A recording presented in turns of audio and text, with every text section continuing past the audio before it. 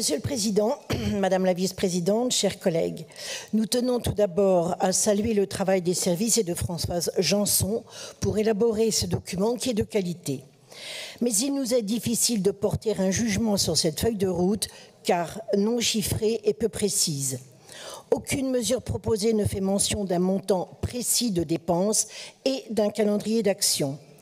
Ce plan n'aura un impact que s'il répond aux urgences et besoins de court terme, et ils sont nombreux. Sans doute est-ce une volonté de votre part de ne pas parler de désertification médicale, mais de déprise. Un euphémisme qui minimise la portée de ce phénomène au sein de notre région. Vous ne citez d'ailleurs que les Deux-Sèvres au titre de pénurie caractérisée. Or, nous aurions aimé un constat plus poussé, rappelant l'urgence dans certains départements, je pense par exemple à la Corrèze ou à la Creuse. Nos territoires méritent une politique en cohérence avec les difficultés qu'ils rencontrent. S'il y a bien un levier sur lequel la région peut s'appuyer, c'est la formation sanitaire et sociale. Ce doit être un axe fort de cette prochaine feuille de route. Au-delà de la proposition de création de nouveaux sites de formation sanitaire et sociale de proximité, il convient de répondre aux besoins en professionnels de santé des établissements sanitaires, sociaux et médico-sociaux. Et pour y répondre, il conviendra que la région augmente dans les meilleurs délais le volume de personnes formées dans les instituts et écoles et, en conséquence, finance l'adaptation du capacitaire des structures au niveau immobilier et logistique. Car nous savons tous que depuis des années, les problématiques RH fragilisent la profession en entier. La région a le pouvoir de soutenir les centres hospitaliers que l'on retrouve généralement dans les plus petites villes, et j'ai vu que vous l'aviez déjà fait. Il s'agit d'investir dans certains équipements hospitaliers de pointe.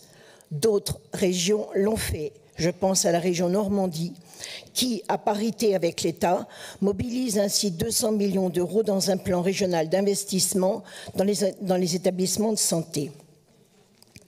Nous attendions également de cette feuille de route qu'elle prenne en compte les conditions de vie des apprenants dans leur globalité. Difficultés de logement, de mobilité, d'éloignement, ce sont des freins énormes pour certains. La région doit aussi anticiper l'arrivée dans ces territoires en déprise des docteurs juniors. En effet, suite à la réforme de l'internat de médecine générale, qui est passé de 3 ans à 4 ans, ces jeunes diplômés seront déployés sur nos territoires pendant 1 an. Il sera bon d'envisager des soutiens aux collectivités qui les accueilleront via peut-être les contrats de territoire et leur volet santé.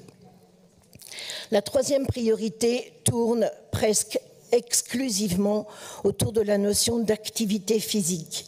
Madame la vice-présidente, vous avez répété en commission qu'il fallait bien différencier activité physique et sport.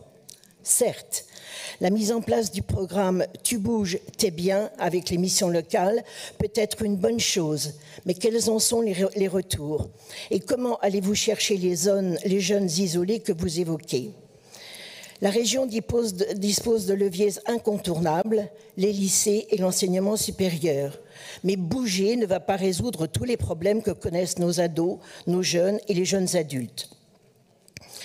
Le sport peut être une des solutions. Et à ce propos, mon collègue Fabien Robert vous présentera un amendement concernant ce sens. Triste constat. Le récent rapport de l'INSERM est édifiant. L'obésité a quadruplé chez les jeunes depuis 20 ans. Près d'un jeune sur 3 souffre de troubles de santé mentale. 2/3 des 18-24 ans avouent que les émotions ressenties au cours des 2 dernières semaines ont rendu difficile leur travail, leurs apprentissages ou leur relation à l'autre.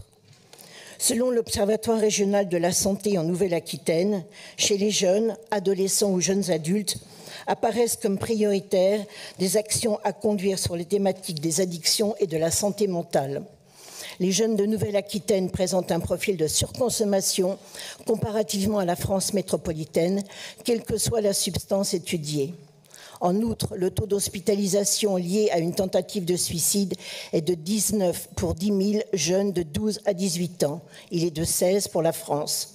Et enfin, n'oublions pas la santé sexuelle et reproductrice des jeunes. Les MST touchent 40% des 15-24 ans. En bref, cette feuille de route peut être améliorée. Les conditions de vie et de prévention des jeunes, le vieillissement de la population, la pénurie de soignants, l'aménagement des territoires de santé, etc. Merci de votre écoute.